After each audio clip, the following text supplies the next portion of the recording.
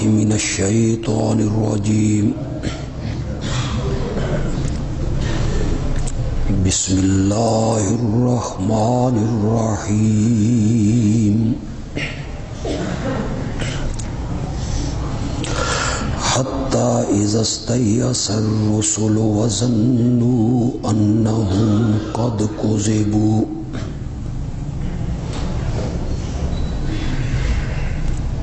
وظنوا انہم قد کذبوا جاءہم نصرنا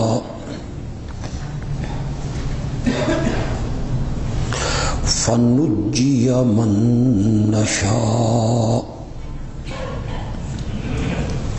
ولا يرد بأسنا عن القوم المجرمين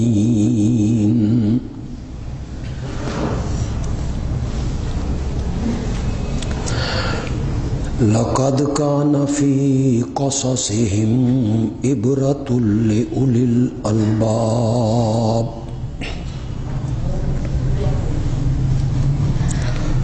ما كان حديثا يفترى ولكن تصديق الذي بين يديه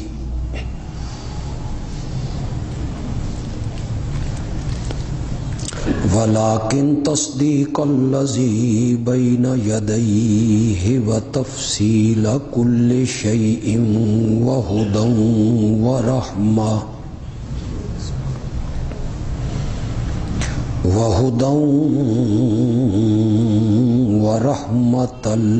لقوم يؤمنون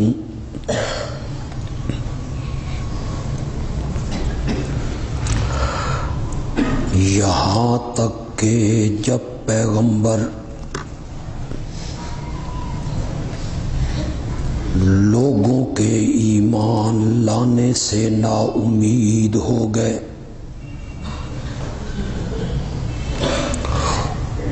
اور انہوں نے گمان کیا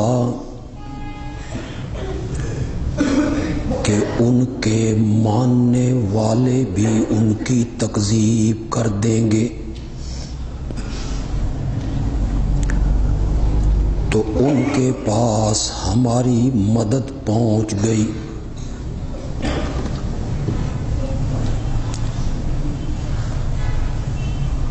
پھر بچا دیا جس کو ہم نے چاہا، اور ہمارا عذاب مجرم لوگوں سے ٹلا نہیں کرتا۔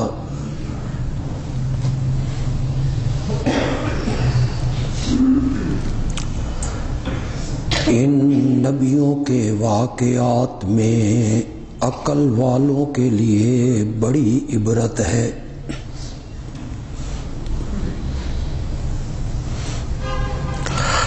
یہ قرآن ایسی بات نہیں ہے جو اپنی طرف سے گھڑ لی گئی ہو،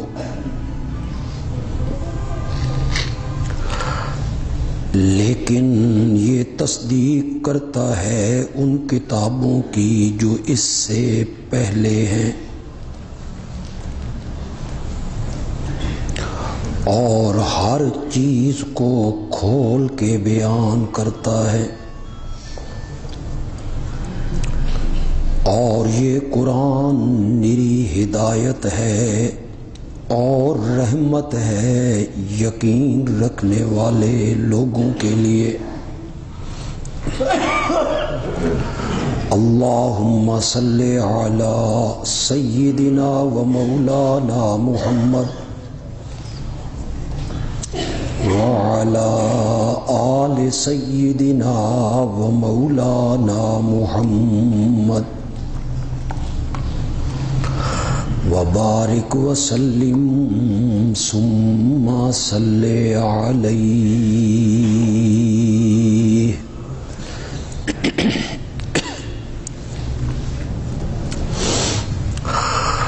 سورۃ یوسف کی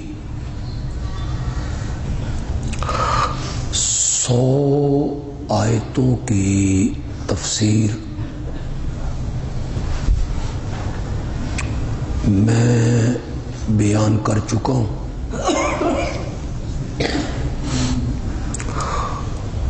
اور ان 100 آیتوں میں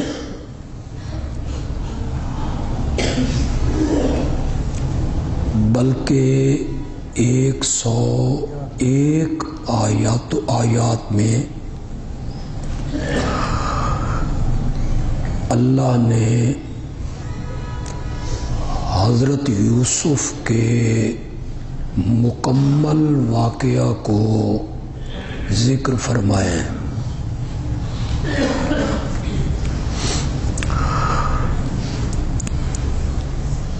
اس واقعہ کو ذکر کرنے کے بعد آیت نمبر 102 میں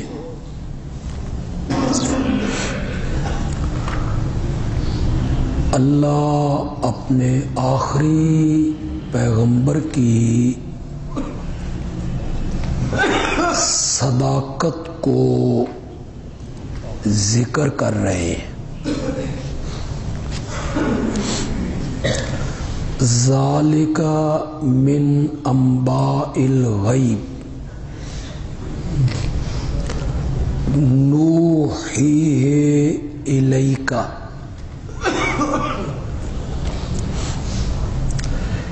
یہ واقعہ یوسف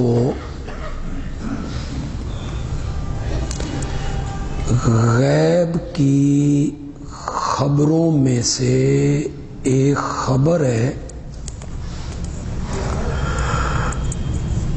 جسے ہم نے آپ کی طرف وحی کیا ہے۔ ما کنت لدیہم اذ اجمعوا امرہم، جب یوسف کے بھائیوں نے اتفاق کر لیا تھا کہ یوسف کو اپنے راستے سے ہٹا دیا جائے، اور وہ مکر و فریب کرنے میں مبتلا تھے، تو میرے پیغمبر آپ اس وقت ان کے ساتھ موجود نہیں تھے۔ یہ واقعہ اس ترتیب کے ساتھ کہ سننے والوں کو ایسے محسوس ہو کہ گویا کہ یہ سارا واقعہ میری آنکھوں کے سامنے ہوا ہے، آپ کو اس کا پتہ نہیں تھا، آپ نے سورۃ یوسف میں یہ واقعہ سنایا، یہ اس بات کی دلیل ہے کہ تو میرا سچا پیغمبر ہے۔ تو یہ صداقت نبی اکرم صلی اللہ علیہ وسلم کے لیے اس آیت کو لایا گیا۔ اس آیت سے بالکل واضح ہوا کہ آپ ہر جگہ حاضر و ناظر نہیں ہیں۔ جب وہ تدبیریں کر رہے تھے، مشورے کر رہے تھے، اتفاق کر رہے تھے یوسف کو رستے سے ہٹایا جائے، ما کنت لدیہم، تو میرے پیغمبر آپ ان کے پاس موجود نہیں تھے۔ وما اکثر الناس ولو حرصت بمؤمنین، اکثر لوگ اگر آپ حرص کریں، امید رکھیں، طمع رکھیں پھر بھی اکثر لوگ ایمان قبول کرنے والے نہیں ہیں۔ مشرکین مکہ نے جب آپ کے سامنے ذکر کیا تھا کہ حضرت یعقوب کا وطن تو فلسطین تھا، یہ مصر کیسے منتقل ہوئے، تو اللہ نے سورت یوسف اتار کے ان کے اس سوال کا جواب دیا۔ تو آپ کے ذہن میں تھا کہ یہ جواب سن کے یہ ایمان قبول ہو، سوچیں گے کہ یہ آمنہ کا جایا ہماری نظروں کے سامنے ہے، اس کا بچپن، اس کا لڑکپن، اس کی جوانی، یہ کسی مکتب مدرسے میں نہیں گیا، یہ کتاب لکھنا پڑھنا نہیں جانتا، پھر یہ واقعہ اس طرح سنا رہا ہے کہ گویا یہ واقعہ ہماری آنکھوں کے سامنے ہوا ہے، تو انہیں ایمان قبول کرنا چاہیے تھا کہ یہ اللہ کا سچا پیغمبر ہے۔ آپ کے ذہن میں بھی یہ تھا کہ یہ واقعہ سن کے مان جائیں گے۔ اللہ نے فرمایا میرے پیغمبر جن پر مہریں لگ جاتی ہیں وہ کسی مرحلے پر ایمان نہیں لاتے۔ وَكَأَيِّن مِّنْ آیَةٍ فِي السَّمَاوَاتِ وَالْأَرْضِ، کتنی نشانیاں ہیں آسمانوں میں اور کتنی نشانیاں ہیں زمین میں، یمرون علیہا، جن پر یہ گزرتے رہتے ہیں، انہیں دیکھتے رہتے ہیں، وہ نشانیاں ان کے سامنے آتی رہتی ہیں، وَهُمْ عَنْهَا مُعْرِضُونَ، اور وہ ان سے منہ موڑنے والے ہیں، اعراض کرنے والے۔ اس کا آواز تھوڑا سا کم کریں جی۔ وَهُمْ مُعْرِضُونَ، اور وہ ان نشانیوں سے کیا کرنے والے ہیں؟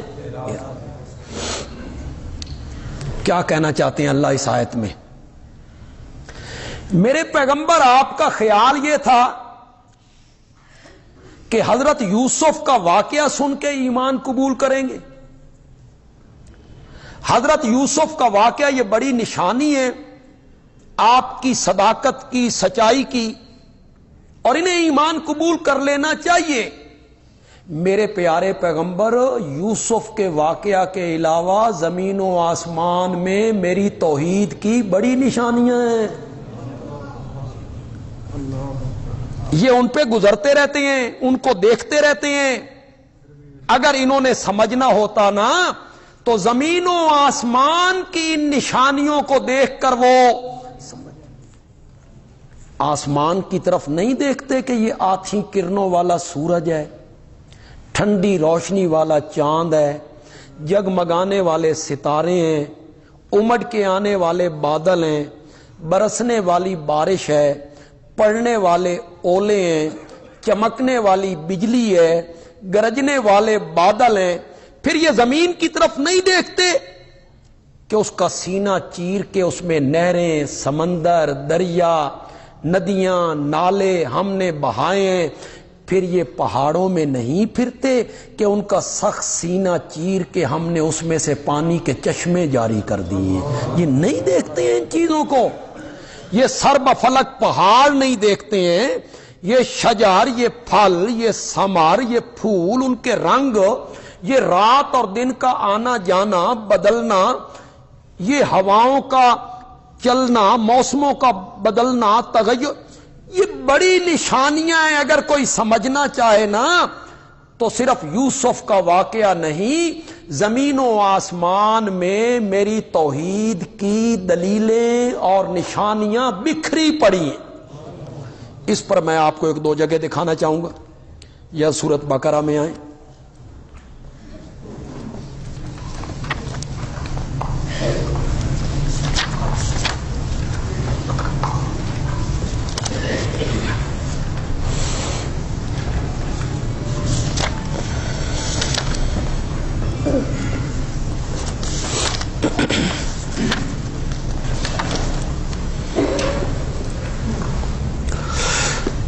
صفحہ نمبر 30 پہ آ جائیں جی.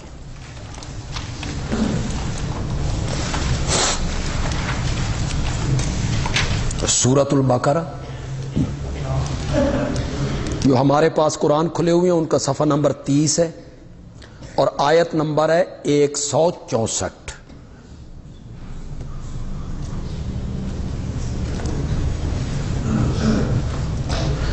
لیکن ہم 63 سے شروع کرتے ہیں کہ وہ دعویٰ ہے اور اس دعوے پر اللہ دلیل دے رہے ہیں. وَإِلَٰهُكُمْ إِلَٰهٌ وَاحِدٌ، یہ دعویٰ کیا اللہ، تمہارا الہ اور تمہارا معبود ایک معبود ہے، لا الہ الا ہو، اس کے علاوہ کوئی الہ بننے کے لائق نہیں. بڑا مہربان ہے، انتہائی رحم کرنے والا ہے. یہ دعویٰ ہے، یہ اپنی توحید کو ذکر کیا، اپنی الوہیت کو ذکر کیا، اپنی وحدانیت کو ذکر کی. اس پر اللہ ان نشانیوں کو پیش کرنے لگے ہیں. ذرا سنیے جا. ان فی خلق السماوات والارض، بے شک آسمانوں اور زمین کے پیدا کرنے میں، واختلاف اللیل والنہار، اور رات اور دن کے آنے جانے میں، والفلک التی تجری فی البحر، اور ان کشتیوں میں جو سمندروں میں چلتی ہیں لوگوں کے نفع کی چیزیں لے کر، یعنی مال تجارت، ادھر کا مال ادھر لے گئے، ادھر کا مال ادھر لے آئے. وما انزل اللہ من السماء من ماء، اور اس پانی میں جو اللہ نے آسمان سے اتارا، فاحیا بہ الارض، پھر اس پانی کے ذریعے زمین کو زندہ کیا، بعد موتہا، بعد اس کے مرنے کے، یعنی بنجر ہو جانے کے، خشک ہو جانے کے. آسمان سے پانی برسایا، اس زمین کو زندہ کر دیا. وبث فیہا من کل دابہ، اور اللہ نے ہر قسم کے جاندار اس زمین میں بکھیر دیے. اس کی تفصیل آپ کرنا چاہیں تو اس کی تفصیل میں آپ چلے جائیں. کتنے جاندار ہیں جو اللہ نے زمین میں پھیلا دیے. وتصریف الرياح، اور ہواؤں کے چلنے میں، والسحاب المسخر، اور ان بادلوں میں جو پابند ہیں، بین السماء والارض، آسمان و زمین کے درمیان. اللہ کہتے ہیں لآیات لقوم یعقلون، ان چیزوں میں بڑی نشانیاں ہیں ان لوگوں کے لیے جو کیا رکھتے ہیں. اللہ نے ساری چیزوں کو گنا، زمین کی چیزوں کو بھی گنا، آسمان کی چیزوں کو بھی گنا، کہ ان چیزوں میں میری وحدانیت اور میری الوہیت کی بڑی دلیلیں ہیں. ایک جگہ اور دکھاؤں گا آپ کو. ہم سورۃ روم میں آئیں گے جی.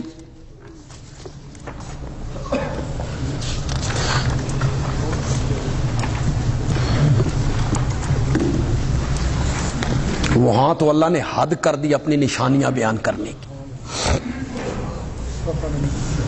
صفحہ نمبر 526 ہے جی. جو ہمارے پاس قرآن ہے اس کا صفحہ نمبر 526 ہے جی.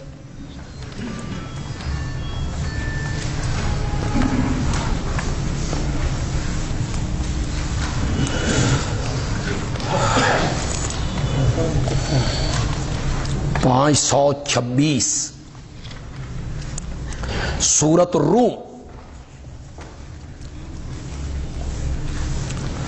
آیت نمبر ہے جی 20 سے آگے ہم پڑھتے چلے جائیں گے جی. لیکن آپ اس لفظوں پہ ذرا غور کریں گے. وَمِنْ آیَاتِهِ أَنْ خَلَقَكُم مِّن تُرَابٍ، اور اللہ کی نشانیوں میں سے ایک نشانی یہ ہے کہ اس نے تمہیں پیدا کیا من تراب، یعنی تمہارے بابا آدم کو کس سے پیدا کیا؟ مٹی سے.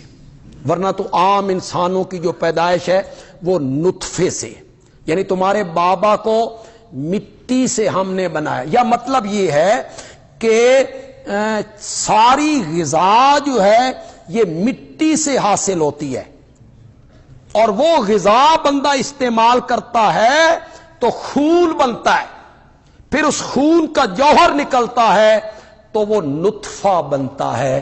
تو گویا کہ سب کی پیدائش کہاں سے ہو گئی؟ مٹی سے۔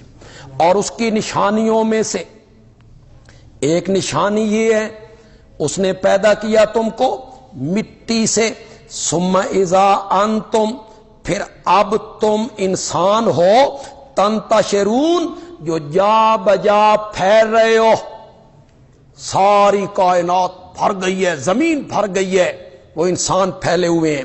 یہ اللہ کی الوہیت کی نشانیوں میں سے ایک نشانی یہ ہے۔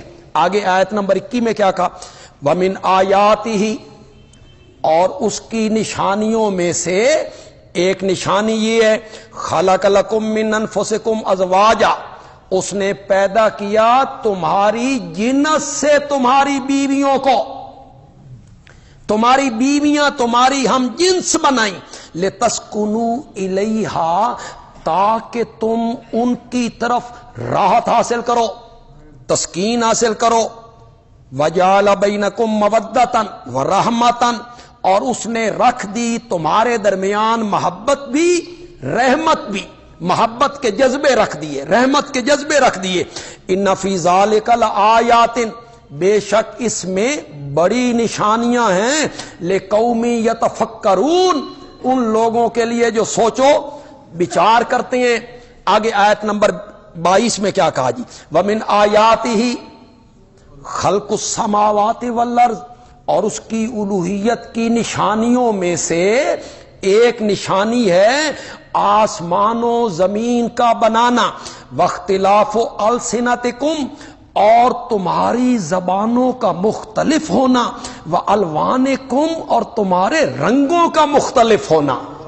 سبحان اللہ، زبانیں الگ الگ ہیں، رنگ الگ الگ۔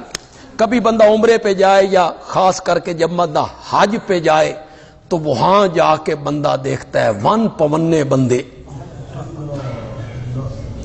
کسی کے قد چھوٹے ہیں، کسی کے قد بڑے ہیں، کوئی گورے ہیں، کوئی کالے ہیں، کوئی شوش کالے، سیاہ کالے، کوئی گندمی رنگ کے ہیں۔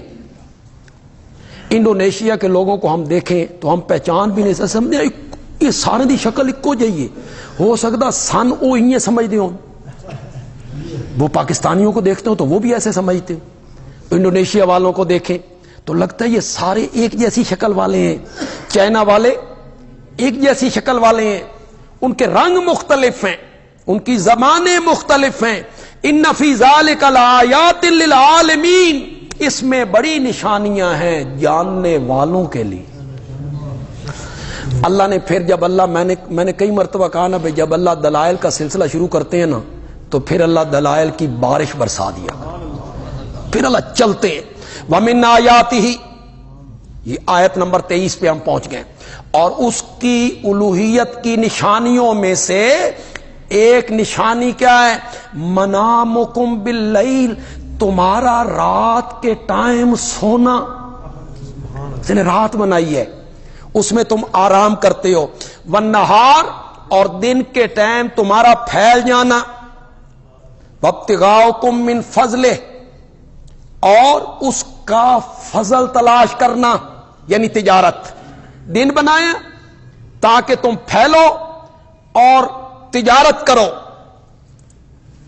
ان فی ذالک لآیات لقوم یسمعون، اس میں بڑی نشانیاں ہیں ان لوگوں کے لیے جو سنتے ہیں، کوئی نہ سنے تو اس کی مرضی ہے۔ آگے کیا کہا؟ وَمِنْ آیَاتِهِ، اور اس کی الوہیت کی نشانیوں میں سے ایک نشانی ہے یریکم البرقہ، وہ دکھاتا ہے تم کو بجلی، خوفاً، خوف ہوتا ہے گرنے کا، وطمعاً، اور امید ہوتی ہے بارش کی۔ بجلی چمکتی ہے نا تو ایک خوف ہوتا ہے کہیں گر نہ پڑے، اور ایک امید ہوتی ہے بارش برسے گی، فصلیں ہوں گی، زمین سرسبز و شاداب ہوگی. ان فی ذالک لآیات لقوم یعقلون، اس میں بڑی نشانیاں ہیں ان لوگوں کے لیے جو عقل رکھتے ہیں. ابھی کہاں، آگے اللہ کہتے ہیں ومن آیاتہ، اور اس کی نشانیوں میں سے ایک نشانی یہ ہے ان تقوم السماء، کہ تھام رکھا ہے، قائم ہے آسمان اور قائم ہے زمین بے امری ہی، کس کے حکم سے؟ زمین و آسمان اپنی اپنی جگہ پہ کام کر رہے ہیں بے امری ہی، اس کے حکم سے. ثم اذا دعاکم دعوۃ، پھر جب قیامت کے دن تمہیں بلائے گا نا، من الارض اذا انتم تخرجون، تو زمین سے اسی وقت تم نکل کھڑے ہووگے، پھر میں تمہیں اکٹھا کر لوں گا. وَلَهُ مَن فِي السَّمَاوَاتِ وَالْأَرْضِ، کتنی نشانیاں تمہیں بتاؤں، میری قدرت کی یہ نشانی، میری الوہیت کی یہ نشانی، میری معبودیت کی یہ نشانی، کتنی نشانیاں گنوں. وَلَهُ مَن فِي السَّمَاوَاتِ وَالْأَرْضِ، اسی کا ہے جو کوئی آسمانوں میں ہے اور اسی کا ہے جو کچھ ہو. علامہ آلوسی رحمت اللہ علیہ جو حنفی مفسر ہیں جنہوں نے تفسیر المعانی لکھی، وہ لہو پہ کیا لکھتے ہیں؟ اسی کا ہے. کیا مطلب اسی کا؟ اسی کا ہے کیا مطلب؟ وہ کہتے ہیں خلقن و ملکن و تصرفن و تدبیرن و اختیارن و احیان و اماتتن، اسی کا ہے.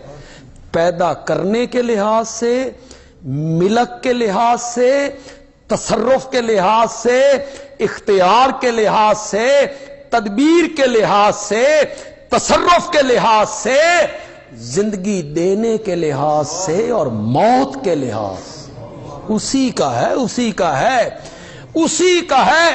جو کچھ آسمانوں میں ہے اور زمین میں ہے، کل لہو قانتون، سب کے سب اسی کے فرما بردار ہیں. کوئی خوشی سے فرما بردار بن جائے تو اس کی مرضی ہے، کوئی جبرن فرما بردار بن جائے اس کی مرضی ہے. ساری کائنات ہے میرے آگے سر جھکانے والی. وَهُوَ الَّذِي يَبْدَأُ الْخَلْقَ، وہی ہے جو پہلی بار پیدا کرتا ہے. ثُمَّ يُعِيدُهُ، پھر وہی ہے جو اس کو لوٹائے گا. هُوَ أَهْوَنُ عَلَيْهِ، یہ لوٹانا اس کے لیے بڑا آسان ہے، یہ لوٹانا اس کے لیے بڑا آسان ہے. یہ ساری باتیں کرتے کرتے کرتے ذرا آیت نمبر 28 پہ آئیے جی. اللہ نے ایک مثال دے کے مسئلہ سمجھائے. یہ ساری چیزیں میری ہیں، مالک میں ہوں، مختار میں ہوں، متصرف میں ہوں، زمین و آسمان کا چلانے والا، اس نظام کا چلانے والا، یہ سارے اختیار میرے ہیں. ضرب لکم مثلا من انفسکم، بیان کرتا ہے تمہارے لیے ایک مثال تمہارے نفسوں سے، تمہارے حالات سے، تمہارے حالات سے.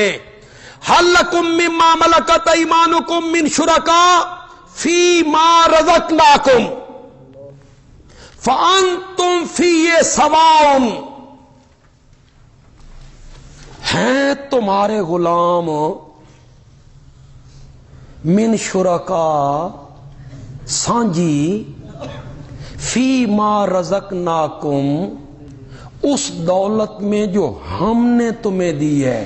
ذرا انداز دیکھیے، تمہاری دولت نہیں، اس دولت میں جو دولت ہم نے دی ہے، دکان، زمین، جائیداد، پیسہ، زیور، چاندی، وہ دولت جو ہم نے تمہیں دی ہے، تمہارے غلام اس میں شریک ہوتی ہیں، تم ان کو شریک کرتے ہو کہ آدھی زمین میری اور آدھی تیری، آدھی دکان میری اور آدھی تیری، آدھی فیکٹری میری اور آدھی تیری، فانتم فیہ سواء، کہ تم اس جائیداد میں برابر ہو جاؤ، تمہارا نوکر اور سیلز مین اور غلام تمہاری جائیداد میں حصے دار بن کے تمہارے برابر کھڑا ہو، کرتے ہو ایسے؟ ہر بندے کا جواب تھا کہ ہم ایسا نہیں کرتے ہیں۔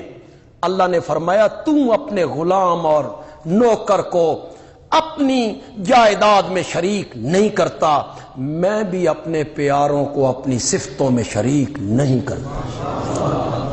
پھر اللہ نے آ کے یہ مثال دی، کذالک نفصل الآیات، یوں کھول کھول کے بیان کرتے ہیں ہم نشانیاں، لقوم یعقلون، ان لوگوں کے لیے جو عقل کر۔ اللہ کہنا چاہتے ہیں میرے پیارے پیغمبر، صرف حضرت یوسف کا قصہ نہیں، اگر یہ ایمان قبول کرنا چاہتے نا تو زمین و آسمان میں بڑی نشانیاں تھیں میری توحید کی، میری الوہیت کی، یہ ان کو دیکھ کر میری توحید کے قائل ہو جاتے۔ وما یؤمن اکثرهم باللہ الا وهم مشرکون، یہ بڑی عجیب آیت ہے سورۃ یوسف کی، یہ آیت نمبر ہے 106۔ اور نہیں ایمان لاتے بہت لوگ اللہ پر، اور نہیں ایمان لاتے ان میں سے اکثر لوگ اللہ پر، الا وہم مشرکون، مگر اس کے ساتھ اوروں کو شریک بھی۔ کیا مطلب ہے؟ اللہ کو مانتے ہیں، اللہ پر ایمان رکھتے ہیں، وما یؤمن اکثرهم باللہ، اللہ پر ایمان لانے کے باوجود مشرک ہیں۔ کیوں جی؟ میں نے کئی مرتبہ آپ کو سمجھایا، جو ہمارے درس سننے والے لوگ ہیں اور جو ہمارے جمعے کے مقتدی ہیں وہ بڑی اچھی طرح جانتے ہیں، مشرکین مکہ اور مشرکین عرب کیا اللہ کے قائل نہیں تھے؟ بیت اللہ کے متولی نہیں تھے؟ بیت اللہ کے متولی ہیں، اسے اللہ کا گھر کہتے ہیں، بیت اللہ کو انہوں نے تعمیر کیا تھا، اپنے بچوں کے نام عبداللہ رکھتے ہیں، اللہ کو پکارتے ہیں۔ سورۃ انفال میں نہیں ہے جب بدر کی طرف نکلنے لگے تو کیا کہتے ہیں؟ اللہم، کون کہہ رہے ہیں؟ مشرکین مکہ، اللہم ان کان ھذا ھو الحق من عندک فامطر علینا حجارۃ من السماء او ائتنا بعذاب علیم۔ جس نبی کے خلاف ہم لڑنے جا رہے ہیں نا، اگر وہ سچا ہے نا، ہم پر پتھروں کی بارش برسا دے، او ائتنا بعذاب علیم، یا ہمیں دردناک عذاب میں مبتلا کر دے۔ غلاف کعبہ کو پکڑ کے دعائیں مانگ رہے ہیں۔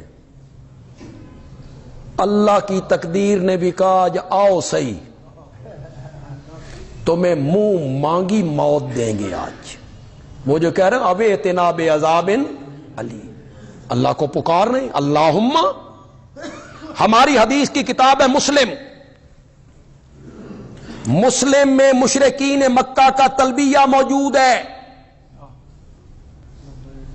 احرام باندھتے ہیں عمرے کا، احرام باندھتے ہیں حج کا، احرام باندھ کے کہتے ہیں لبیک اللہم لبیک لا شریک لک۔ کون؟ مشرک کبھی کہتا ہے کہ میں شرک کرنا ہوں؟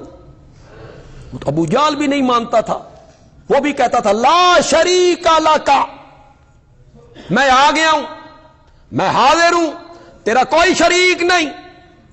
نبی پاک کہتے تھے رک جاؤ، یہاں یہیں رک جاؤ، بس یہیں رک جاؤ، لا شریک۔ وہ کہتے تھے الا شریکن ہوا لک تملکہ وما ملکا، ہاں تیرا صرف وہ شریک ہے جو خود کسی چیز کا مالک نہیں ہے، تو نے اس کو اختیار۔ جی یہ مشرکین مکہ کا تلبیہ ہے جناب۔ یہ جو ہم آیتیں پڑھتے ہیں تو اس کے جواب میں حضرات کہتے ہیں ہم کوئی کہتے ہیں خود دیتے ہیں، نہ جی نہ، خود کب دیتے ہیں؟ اللہ کی عطا سے دیتے ہیں، اللہ کی۔ یہ عقیدہ تھا مشرکین مکہ کا، الا شریکا ہوا لکا تملکہ وما ملکا، وہ خود کسی چیز کا مالک نہیں ہے، تملکہ اس کا مالک بھی تو ہے، وہ تیرے دینے سے، تیرے اختیار سے تصرف کرتا ہے، نفع نقصان پہنچاتا ہے۔ اللہ کو پکارتے ہیں، لا شریک لکا کہتے ہیں۔ شرک کیا تھا وہ سورت یونس کی آیت نمبر 18 میں بیان، وہ سورت زمر کی آیت نمبر 2 میں بیان۔ میں آیت پڑھ دیتا ہوں، ترجمہ آپ کر دیں۔ وَيَعْبُدُونَ مِن دُونِ اللَّهِ، اللہ کے سوا ان کی پوجا پاٹ کرتے ہیں جو ان کو نقصان بھی نہیں پہنچا سکتے اور ان کو نفع بھی نہیں پہنچا سکتے۔ یہ پوجا پاٹ پہ تھوڑی سی بات ہو جائے۔ کوئی بندہ کہے بھائی ہم تو عبادت نہیں کرتے، تو یہاں تو عبادت کی بات ہے، بولیے یہ سجدہ کرنا کیا ہے؟ سجدہ عبادت نہیں ہے؟ نظر و نیاز دینا کیا ہے؟ عبادت ہے۔ اس نظریے سے پکارنا کہ جس کو میں پکار رہا ہوں میں اس کو نہیں دیکھ رہا اور وہ مجھے دیکھ رہا ہے، اور بغیر کسی وسائل اسباب ذرائع کے وہ میری پکار کو سنتا ہے، کیا یہ پکار عبادت نہیں ہے؟ میرے آقا نے نہیں کہا دعا ہوا العبادہ، پکارنا ہی عبادت ہے۔ تو اب پوجا پاٹ کا کیا معنی کریں گے؟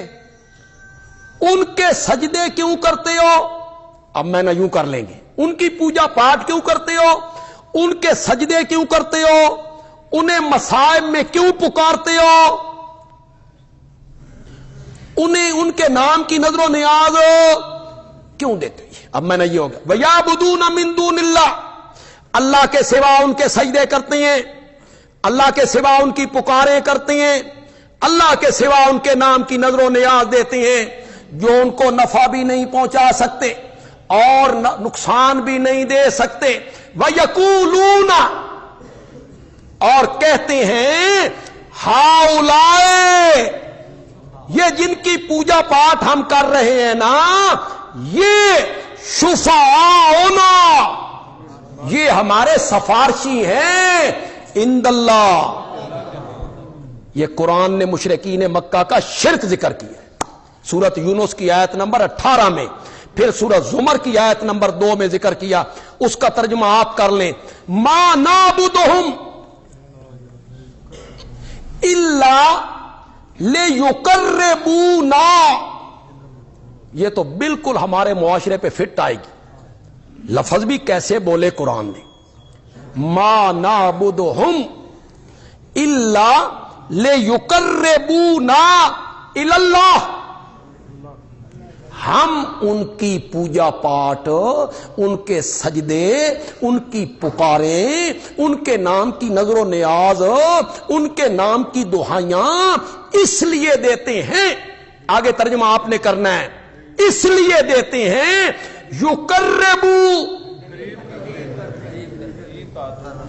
یقربونا، کہ وہ ہمیں قریب کر دیتے ہیں الی اللہ۔ جی ساڈی سندا نہیں تے انہاں دی، یہ شرک تھا مشرکین مکہ کا، اسے قرآن نے ذکر کیا، 2 جگہوں پہ قرآن نے اس کو ذکر کیا کہ یہ ہمیں اللہ کے کیا کر دیتے ہیں؟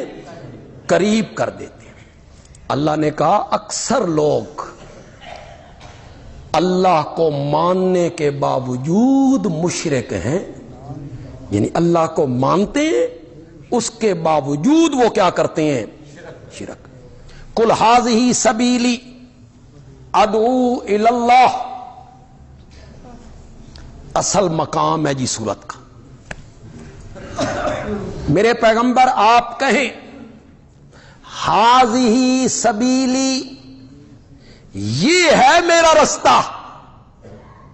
میرے آخری پیغمبر آپ اعلان کریں، میرے آخری پیغمبر آپ اپنی زبان مقدس سے کہیں ھذہ سبیلی، یہ ہے میرا رستہ۔ یہ ھذہ کیا ہے؟ یہ کیا ہے؟ ادعو الی اللہ، میں بلاتا ہوں کس کی طرف؟ اللہ کو تو وہ مانتے تھے، خود قرآن نے پچھلی آیت میں کہا اللہ کو ماننے کے باوجود وہ کیا کرتے ہیں؟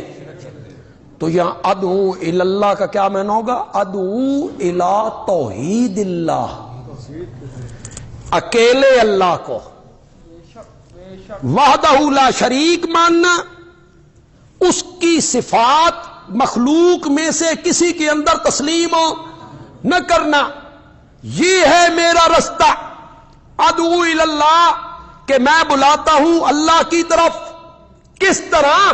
علی بصیرت، بصیرت حجت، براہین دلیل حجت۔ انا ومن اتبعنی، میں بھی بلاتا ہوں اور جتنے میرے پیروکار ہیں وہ بھی بلاتے ہیں۔ اس دے وچ پتہ نہیں تساں شامل ہوندے ہو کہ نہیں ہوندے ہو؟ بلاتے ہو لوگوں کو، دعوت دیتے ہو لوگوں کو، توحید کی دعوت لوگوں کو دیتے ہو؟ جہاں بیٹھتے ہو توحید کی دعوت لوگوں کو دو، لوگوں کو توحید سمجھاؤ، یا قرآن کی طرف لوگوں کو مائل کرو، چلو درس قرآن ہی کی دعوت دے دو۔ میرے نبی نے تو یہ کہا انا ومن اتبعنی، میں بھی اور میرے پیروکار بھی، ہم سب بلا رہے ہیں کس کی طرف؟ وسبحان اللہ، اے اقول، میں کہتا ہوں اللہ شریکوں سے پاک ہے، وما انا من المشرکین، اور میں شرک کرنے والوں میں سے نہیں۔ سورۃ ہود آپ کے ذہن میں؟ سورۃ ہود کی پہلی آیت کیا تھی؟ دوسری آیت احکمت آیاتہ ثم فصلت من لدن حکیم خبیر اللہ تعبدوا، اللہ کے علاوہ کسی کی عبادت نہ کرو۔ آگے حضرت نوح کا ذکر آیا ہود میں، انہوں نے کیا دعوت دی تھی؟ اللہ کے علاوہ کسی کی عبادت نہ کرو۔ آگے حضرت ہود کا ذکر آیا، انہوں نے کیا دعوت دی تھی؟ وَإِلَىٰ عَادٍ أَخَاهُمْ هُودًا قَالَ يَا قَوْمِ اعْبُدُوا اللَّهَ، کیا دعوت تھی؟ اعبدوا اللہ۔ پھر حضرت صالح کا ذکر آیا، اعبدوا اللہ۔ پھر حضرت شعیب کا ذکر آیا، اعبدوا اللہ۔ پھر آگے سورت یوسف آ گئی، سورت یوسف، اس میں حضرت یوسف کا واضح ذکر ہوا، ان الحکم الا للہ، حکم دینا اللہ کا کام ہے ہمارا، اس نے حکم دیا ہے اللہ تعبدوا الا ایاہ، اس کے سوا کسی کی عبادت نہیں کرنی۔ ذالک الدین القیم، یہ ہے دین سیدھا۔ تمام نبیوں کی یہی راہ تھی، حضرت نوح کی، حضرت ہود کی، حضرت صالح کی، حضرت شعیب کی، حضرت ابراہیم کی، حضرت لوط کی، یہ ہم نے سورت ہود میں پڑھا۔ پھر اس کے بعد سورت یوسف آئی، اس میں حضرت یوسف کی یہی راہ تھی۔ اللہ آخر میں آ کے کہتے ہیں کل، میرے پیغمبر آپ بھی کہیں ھذہ سبیلی، میری راہ بھی یہی راہ ہے، میری راہ بھی یہی راہ ہے جو سارے نبیوں کی راہ تھی۔ اور وہ سارے نبیوں کی راہ کیا تھی؟ ایک ہی بات کی دعوت دے رہے تھے، لا الہ الا وما ارسلنا من قبلک الا رجالا نوحی الیہم من اہل القری۔ ایک شبے کا جواب ہے، पिछली आयत में हमने क्या पढ़ा? मैं दावत देता हूं, मैं अल्लाह का नबी हूं, मैं अल्लाह की तरफ बुला रहा हूं, अल्लाह की तौहीद की तरफ बुला रहा हूं। तो मुशरिकीन मक्का ने कहा तू तो इंसान है, बशर है, और बशर पैगंबर नहीं हो सकता। अल्लाह ने उसका जवाब दिया, और हमने आपसे पहले जितने पैगंबर भेजे वो सारे मर्द थे, रिजालन, मर्द थे। अब ये मर्दों औरत का तस्वुर जो है ये इंसानों में, नूरियों में ये तस्वुर नहीं है। नूरियों में क्या तस्वुर है भाई, ये मर्द है, भाई जिब्रील मर्द है कि औरत है, उनमें तो तस्वुर ही नहीं है। अल्लाह ने उस शुबे का जवाब दिया, जितने पैगंबर आपसे पहले भेजे वो सारे मर्द थे, हम उनकी तरफ वही किया करते थे। आखिर में आके अल्लाह कहना चाहते हैं कि इन्हें भी हम पकड़ेंगे। ये जो जिद कर रहे हैं, आपकी मुखालफत में अड़े हुए हैं ना, इन्हें भी हम पकड़ेंगे। ढील दी हुई है, ढील। ये पहली उम्मतों को भी हमने ढील दी थी, ढील दी थी। इतनी ढील दी थी, इतनी ढील दी थी, इतनी ढील दी थी कि जो उस नबी के मानने वाले थे ना, नबी के मानने वाले, वो भी गुमान करने लगे कि हमसे जो कुछ कहा गया था ये सब झूठ था। ये जो नबी कहता था नहीं मानोगे तो अजाब आ जाएगा, अजाब, ये सब झूठ था। मानने वाले भी इस नौबत पे आ गए। या इतनी ढील दी, इतनी ढील दी कि खुद नबियों को गुमान होने लगा कि ये जो हमारे मानने वाले हैं ना, कहीं ये भी हमारी तकजीब न कर, ये भी हमारी तकजीब न कर दे, ये भी हमारे सामने आकर ये न कहें कहा है वो अजाब, हम तो पिस गए, मारे गए। हत्ता इज़स्तयसर रुसुल वज़न्नु अन्नहुम कद कुज़िबू जाहुम नस्रुना। जब नौबत यहां तक पहुंचती थी ना, फिर हमारी मदद आ जाया करती थी, फिर हमारी मदद आ जाया करती थी। फिर हम मुसलमानों को बचा लिया करते थे और मुशरिकीन को सफ़े हस्ती से हम मिटा दिए। अब हम बिल्कुल आखिरी आयत पे पहुंच गए। लक़द कान फ़ी क़ससिहिम इब्रतुन लिउलिल अलबाब। उनके किस्से में,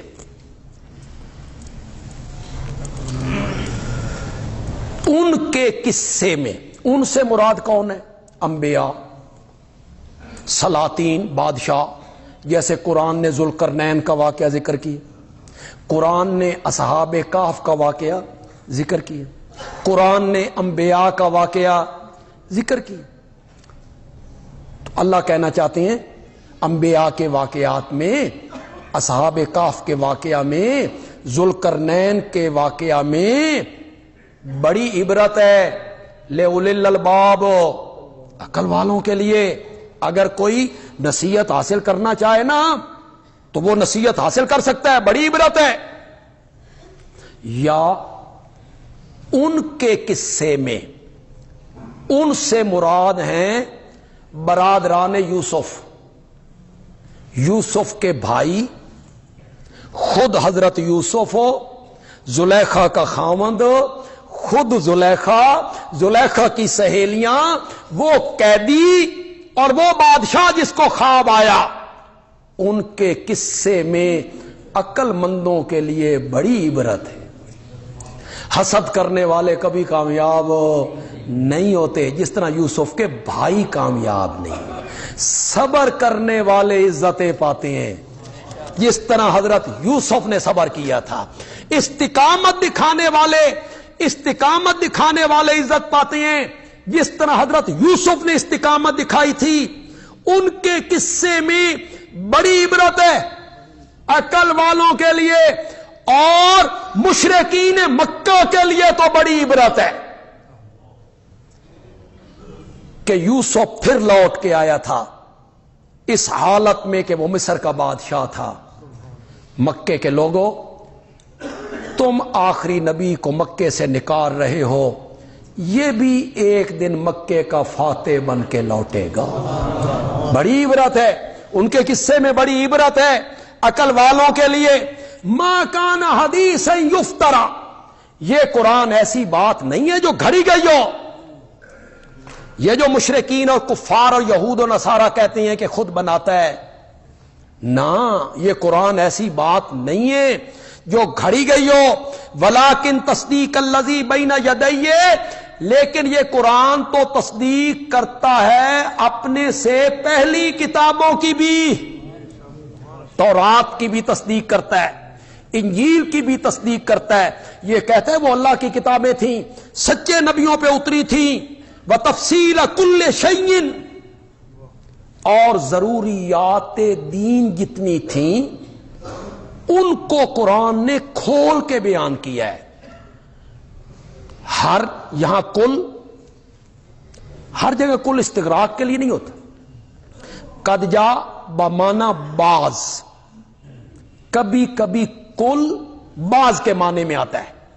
لفظ کل کا استعمال ہوتا ہے لیکن اس سے مراد ساری چیزیں نہیں ہوتی، ساری چیزیں اس سے مراد نہیں ہوتی، ورنہ وقت پہ جائے گا، ورنہ وقت پہ جائے گا.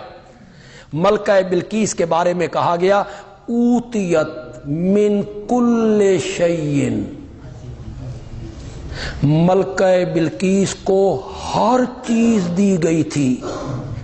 یہ ہر چیز سے کیا مراد تھی؟ یعنی جو حکومت چلانے کے لیے ضروری چیزیں ہوتی ہیں اس کے پاس کوئی کمی نہیں تھی. فوج تھی، پولیس تھی، تخت تھا، مال تھا، دولت. تجھے تو آڈا مانا من لے بھی یہ کل سب چیزیں اس کے پاس. مردانہ خصوصیات بھی تھیں ملکہ بلقیس کے پاس. ملکہ بلقیس کے پاس حضرت سلیمان کا تخت بھی تھا، ملکہ بلقیس کے پاس حضرت سلیمان والی حکومت بھی تھی. تو ہر جگہ کل کا معنی یہ نہیں ہوتا ہر چیز، یہ کبھی کبھی بعض کے معنی میں آتا ہے. لفظ کل کا استعمال ہوتا ہے اور معنی اس کا کیا ہوتا ہے؟ بعض. تفصیل کل شیء، تمام مفسرین نے لکھا اے من ضروریات الدین یحتاج الیہ، من ضروریات الدین، دین کی ضروری باتیں جن کی طرف لوگوں کی محتاجی ہوتی ہے قرآن نے ان کو کیا کر دیا ہے؟ بیان کر دیا ہے. وہدن، اور یہ قرآن نری ہدایت ہے. ورحمتن، اور یہ قرآن نری رحمت ہے. لقوم یؤمنون، ان لوگوں کے لیے جو ایمان رکھتی. تو ہمارے لیے تو قرآن رحمت ہے اور ہدایت ہے، ورنہ ہدایت تو سب لوگوں کے لیے. شہر رمضان الذی انزل فیہ القرآن ھدی للناس، لیکن اس ہدایت سے فائدہ وہی لوگ حاصل کرتے ہیں جن کے دل میں ضد نہ ہو، اناد نہ ہو، انابت ہو، دل والے برتن کو سیدھا رکھتے ہوں. تو یہ قرآن ان کے لیے ہدایت بھی بنے گا، قرآن ان کے لیے رحمت بھی بنے گا. بھائی یہ فیصل مسجد ہے قبرستان کے پاس، اس کے خطیب تھے مولانا حافظ عبد الرحیم سے.